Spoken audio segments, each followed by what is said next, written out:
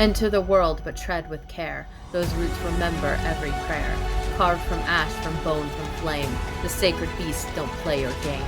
Here change comes, swift on silver wing, with dragonflies that bite and sting. Truth flickers soft and sharp as steel, and every wound must learn to heal. Don't come armed with hollow lore. This world won't let you fake the war. For those who think they understand, you'll bleed the fastest by your hand. So read and ache, be torn apart.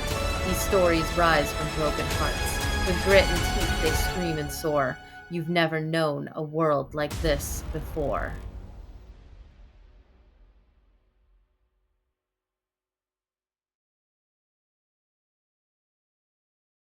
Welcome to The Black Butterfly, Book 1 of the Sacred Blood series by Sarah Yuher. 12. Lady Annabell's Proposition. Lord Frostfang. The engraving on the tombstone read, "Walk bravely toward love, forever love." The boy knelt with his grandfather as they paid their respects to his father. They did this every day when they practiced with battle axes and shields.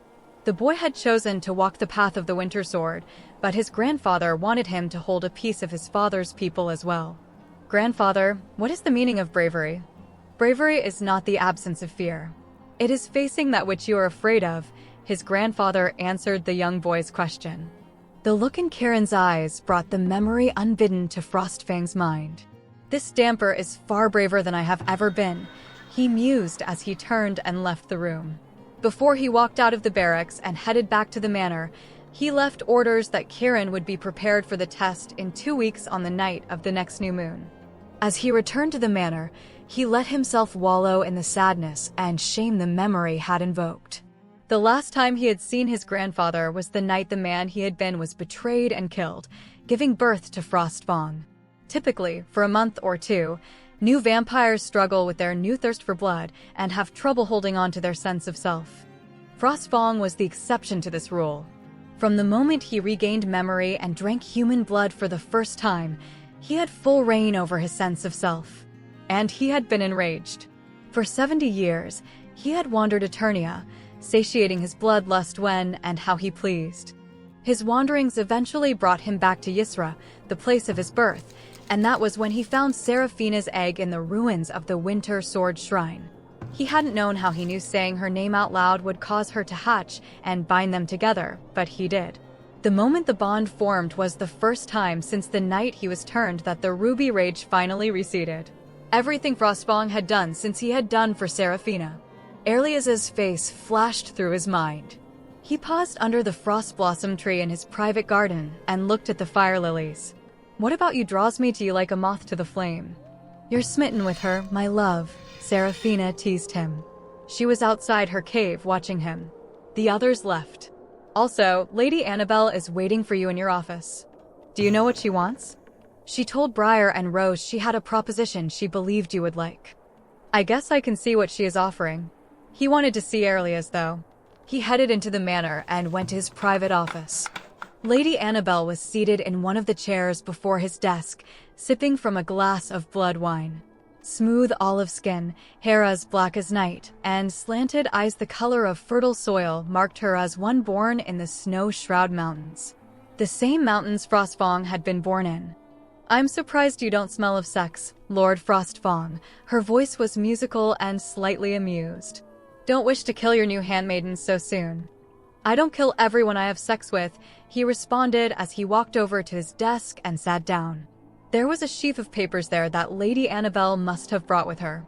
Oh, I know that from first-hand experience, and that was a wonderful night. But your reputation for killing anyone with a womb that can bear children is pretty well known. She drank from her glass as she watched him. Keeps maids from trying to get pregnant with my seed if they know they'll die in the attempt. Frostfang leaned back in his chair as he read the documents Lady Annabell had left on his desk. Though, if you're looking for some tension release tonight, I would be a willing sacrifice to your insatiable hunger, she offered with a smoldering smile. While Lady Annabell was much more preferable to take to his bed than Aphrodite, the thought of taking any woman to his bed other than Erlias repulsed him. Maybe a week ago, he would have taken her up on the offer. I don't even want to take Erlias to a bed. I have taken others too, even if most of them are dead. No. Pity. After you, most men seem rather dull. Maybe I'll find one of your dragon swords that wants to play. Frostfang raised an eyebrow at that. Do you only bring dangerous men to your bed, Lady Annabell? Those who do not dance with the raven make for boring lovers. Oh, really? Our steel sings to the melody. As our hearts beat to the rhythm, she began singing. As we dance with the black raven, to the falcon song, he finished. They both laughed together. Frostfang put the documents down and leaned forward as he tapped them. This gives me everything and you nothing. You're vastly more intelligent than that. What's the catch? Lady Annabell set her glass on the desk and looked at Frostfang, considering. If Lord Apollo hadn't convinced me to ask you for help last year, Lord Remus would have killed me and taken Silk City. If I hadn't signed a treaty with you, other vampires would continually raid my caravans. The treaty she mentioned was simple enough. In exchange for guards for her caravans and safe passage through his mountains, he was given a discount on silk and 5% of her silk profits. This didn't count the profits Lady Annabell made on silk products sold within the walls of Silk City. The proposition on his desk gave him Silk City and the Silk Farms. It also put Lady Annabell on the same level as Briar and Rose, stripping her of the title of lady and making her Mistress Annabell. This puts a vampire not of my line too close to me for comfort, he mused out loud. Annabell stood from her seat. Please stand before me, Lord Frostfang. Curious, he did as she asked and watched as she knelt on her left knee with her right foot forward. With her right fist over her heart, she kissed the fingers of her left hand before touching the hilt of his sword with them as she looked up at him. By the honor of my father's sword, I, Yui Meo, swear my fealty to the lost grandson of Kane Mayatako, last sword master of the Winter Sword Shrine. She didn't just use the ancient oath with the proper stance. She invoked his grandfather's name instead of the name Frostfang had cast aside with his own oaths, along with her own name. You would swear your loyalty to an oathbreaker? Are you not worried I will just kill you and take what you offer anyway? You hold to your heritage. You wander lost in the darkness, yet still you wear your saka. Your maiden Erlias smelled of pure terror as you chose her, and though her scent lingers on you, you did not take from her what another would have. You could have killed me and taken my silk last year, and irked Lord Remus the same as you helping me has irked him. Frostfang watched her as she looked up at him. Can we trust her? Seraphina asked him. Can we trust any vampire? I wonder if anyone in the Snow Shroud Mountains or the remaining sword shrines knows the name of the man I used to be.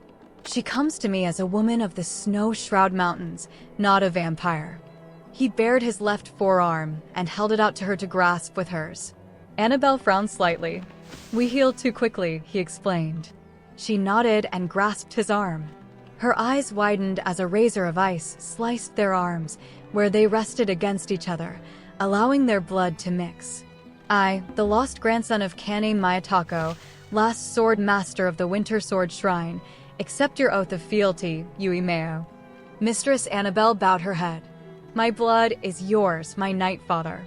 Each of them wiped some of the blood from their arms and smeared it at the bottom of the documents in place of their signatures. Princess Risa is not going to like that, he remarked dryly. Nor will Princess Ithra. Frostfang smiled. Not only will this infuriate Lord Remus, but the potential that Ithra's most significant rival might gain an army stronger than Ithra's own will have her sweating. And if Annabell betrays you, she'll die soon after, Seraphina said cheerily. Frostfang watched Annabell leave the office and waited before he left as well.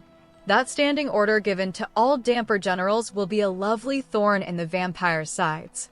As he entered his bedroom, he noticed Erlias's scent lingering there.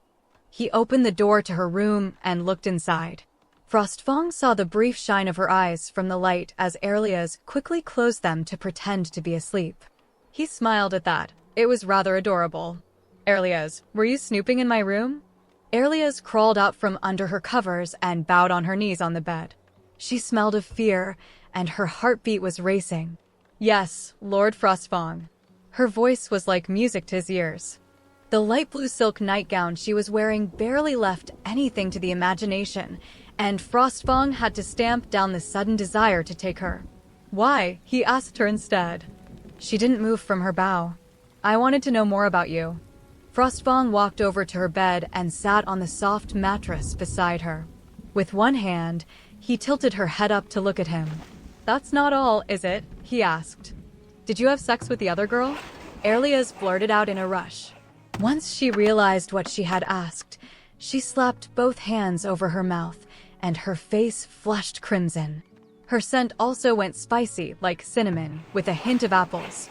Frostfang stilled in shock at the question.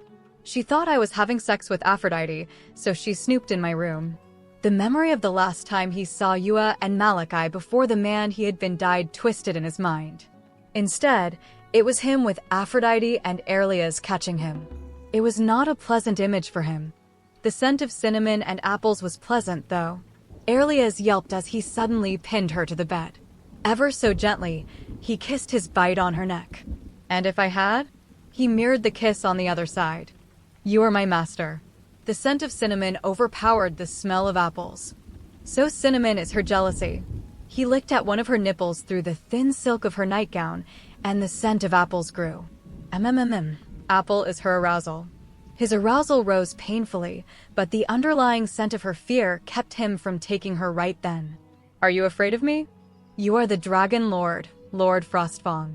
You are my master, she answered. He frowned. He didn't like her using that name. That didn't answer my question, Erlias. Maybe I should be more specific. Frostfang pressed his hardness to that hot, wet core between her legs. Gods, she's only wearing the nightgown. If he hadn't still been fully clothed, he probably would have just taken her then. Are you afraid I'm going to take you as a man takes a woman? He whispered into her ear. The scent of fear grew even as the scent of apples grew, and her arousal soaked his pants. It smelled of fermenting fruit. Her voice was a whimper as she answered his question. Yes, you're walking a dangerous line, my love. Seraphina's voice was like cold water thrown on him. She's scared of my reputation.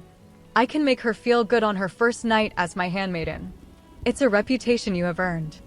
I can ask her first. And she will say yes, because you are her master. The scent of apples was beginning to overpower her fear and that cinnamon scent of her jealousy. Frostfang noticed he had lightly rubbed against her as he argued with the dragon. Erlias's whimpers were more moans now. I promise I won't penetrate her with my cock. If you hurt her, I won't even take off her nightgown.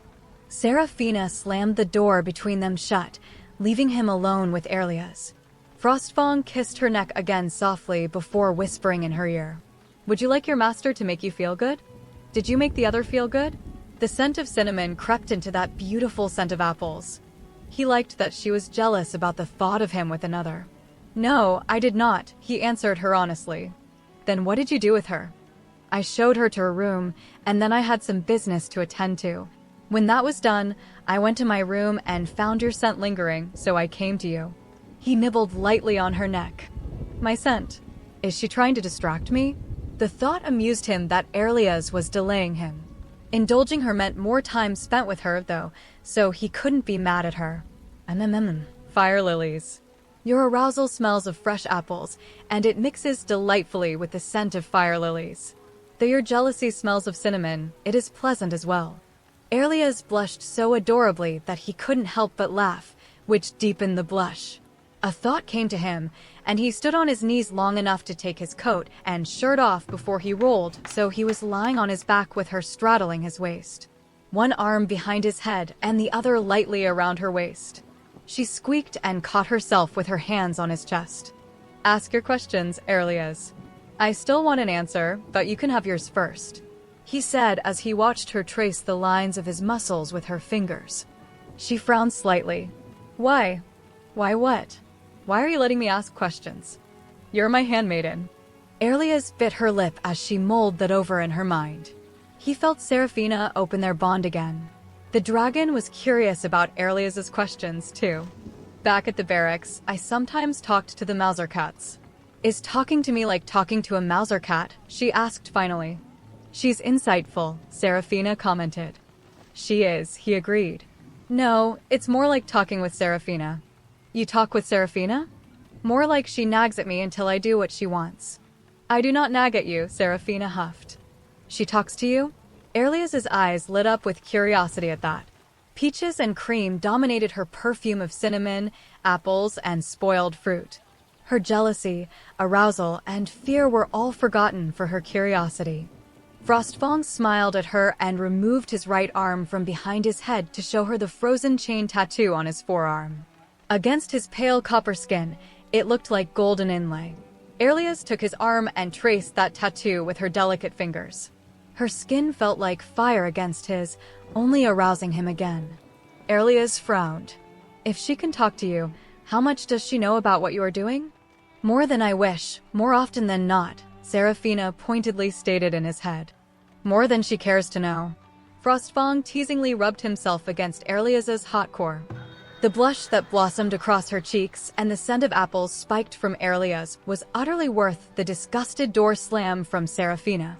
He rolled so he had Aurelius pinned again, then kissed along her neck as he whispered, "Time's up. I want my answer now."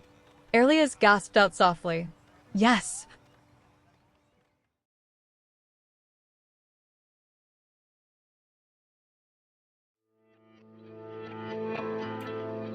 O Father, have we failed you? O Mother, have you turned your back on us? What price must we pay for you to send your child unto us? For the chained and the scarred, for the broken and the damned, let us never forget the redemption price.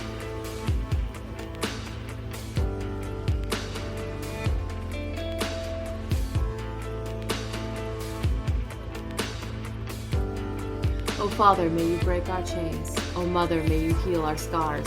What price must we pay for you to send your child unto us? For the chained and the scarred, for the broken and the damned, let us never forget the redemption price.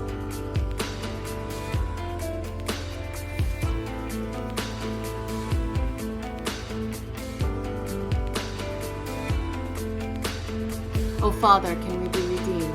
O Mother, what is life and death? What price must we pay for you to send your child unto us? For the chained and the scarred, for the broken and the damned, let us never forget the redemption price.